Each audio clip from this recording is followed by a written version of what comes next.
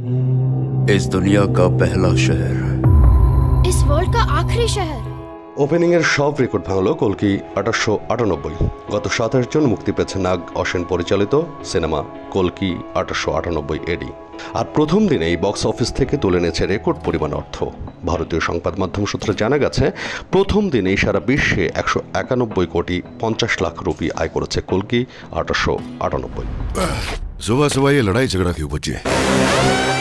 Box অফিসে প্রথম দিনে বৈশ্বিক ব্যবসার দিক থেকে বাহুবলী 2 ও RRR এর পরই জায়গা করে নিয়েছে কল্কি 1898 এডি। প্রভাসের বাহুবলী 2 এর প্রথম দিনের বক্স অফিস সংগ্রহ ছিল 217 কোটি রুপি।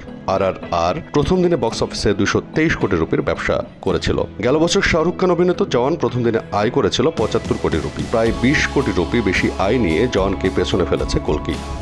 अब रोशनी आने का समय आ गया है। সাসনেভ.com এর তথ্য অনুসারে সব মিলিয়ে ভারতের বাজারে ওপেনিংয়ে আয় করেছে 95 কোটি রুপি। এর মধ্যে তেলুগুভাষী অঞ্চল থেকে 64 কোটি 50 লাখ রুপি, তামিলনাড়ু থেকে 5 কোটির কাছাকাছি, মালায়ালামের 2 কোটি 20 লাখ ও কন্নড়ে 30 লাখ রুপি ও উত্তর ভারতের হিন্দিভাষী অঞ্চল থেকে 27 কোটি 50 লাখ রুপি আয় করেছে। ভগবান একই, সুপ্রিম ইয়াস্কিন।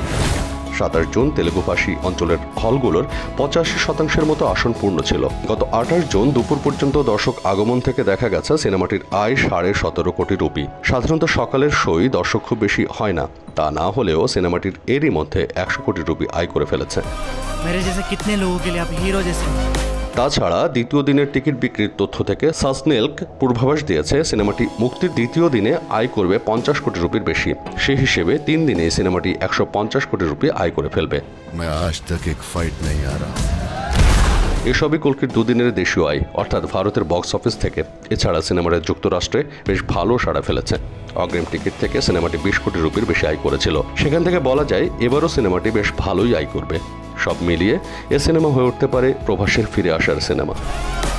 तुम्हें सिर्फ खुद से प्यार है बेवा।